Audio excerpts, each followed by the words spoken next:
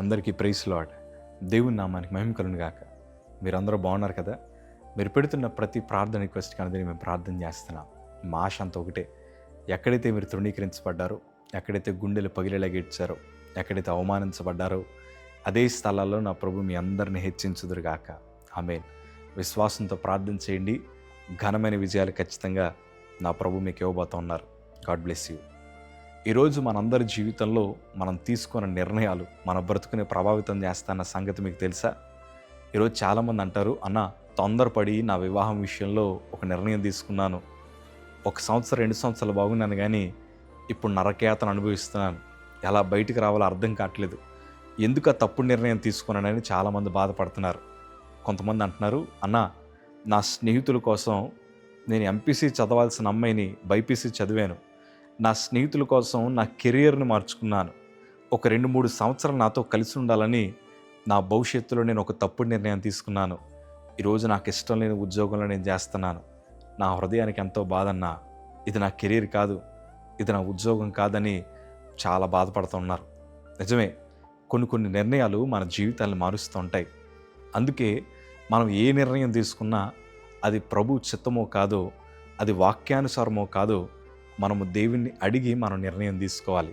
అలా తీసుకున్నప్పుడే ఖచ్చితంగా మన జీవితంలో 100 ఫలాల్ని మనం చూస్తూ ఉంటాం. దేవుని వాక్యం ఈ మాట రాయబడి ఉంది.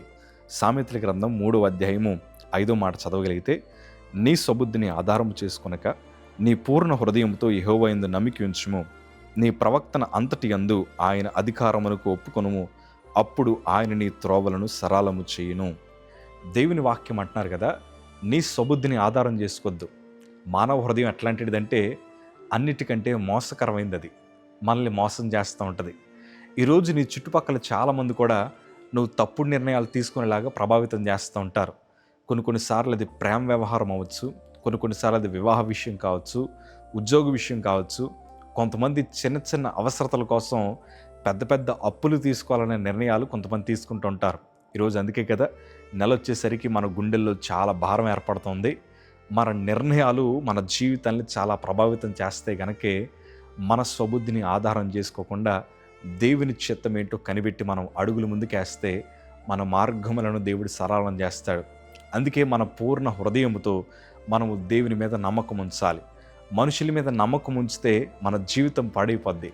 అదే దేవుని మీద ఆధారపడితే మన బ్రతుకులను కడుతూ వస్తారు. ఆయన ఈరోజు ఎగ్జామ్స్ రాస్తున్నారు, ఉద్యోగాల కోసం ఎదురు చూస్తున్నారు, యవన ప్రాయంలోకి వచ్చారు, వివాహాల కోసం ఎదురు చూస్తున్నారు, చదువుకుంటున్న బిడ్డలు ఉన్నారు, కెరీర్ ఏంటనే ఆలోచన కలిగి ఉన్నారు. మీ స్వబుద్ధిని ఆధారం చేసుకోవద్దు. మన ఆలోచన నశించాలి, దేవుని ఆలోచన నెరవేర్చబడాలి. మన బలము నశించాలి, దేవుని బలం మీద మనం ఆధారపడి బ్రతకాలి. మన జ్ఞానము నశించాలి, దేవుని జ్ఞానము చేత మన కుటుంబాన్ని నడిపించబడాలి. అప్పుడే మనం చేసే ప్రతి పనిలో దేవుడు మనకు విజయాన్ని ఇస్తూ ఉంటాడు. ఈరోజు నువ్వు తీసుకునే ప్రతి నిర్ణయము అది దేవుని మీద ఆధారపడి ఉండాలని మరొకసారి జ్ఞాపకం చేస్తున్నాను. నేను 2014 హాస్పిటల్ నుంచి ఇంటికి వచ్చాక చాలామంది నన్ను ప్రలోభ పెట్టారు. చదివేసుకోయ్యా, నీ పక్కన డాక్టర్ అని వస్తుంది.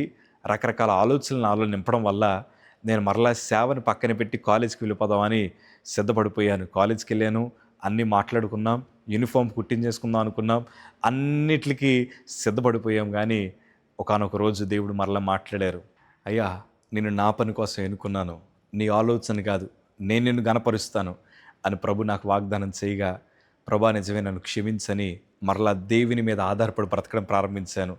ఎక్కడైతే ఓడిపోయానో అక్కడే దేవుడు ఘనమైన విజయాలు ఇచ్చాడు. ఇదే చేతులతో ఎంతోమంది వైద్యులకు బాప్తీసం ఇచ్చాను. ఇదే చేతులతో ఎంతోమంది గవర్నమెంట్ అధికారులకు బాప్తీసం ఇచ్చాను. ఓడిపోయిన చోటే ప్రభు నన్ను గణపరిచాడు. ఎప్పుడో చెప్పనా, నా ఆలోచన నశించి దేవుని ఆలోచనలు ఎప్పుడైతే నేను అనుసరించడం ప్రారంభించానో, నా స్వబుద్ధి మీద ఆధారపడకుండా దేవుని ఆలోచన మీద ఎప్పుడైతే ఆధారపడ్డానో ప్రభు నా చరిత్రను మార్చాడు. ఈరోజు మీరు కూడా మీ స్వబుద్ధి మీద ఆధారపడకుండా దేవుని ఆలోచన మీద ఆధారపడి మీరు బ్రతకగలిగితే మీ ఓడిపోయిన చోటే నా ప్రభు మీకు ఘనమైన విజయాలు ఇవ్వబోతున్నారు. జాగ్రత్త, నిర్ణయాలు తీసుకున్నప్పుడు జాగ్రత్త. God bless you.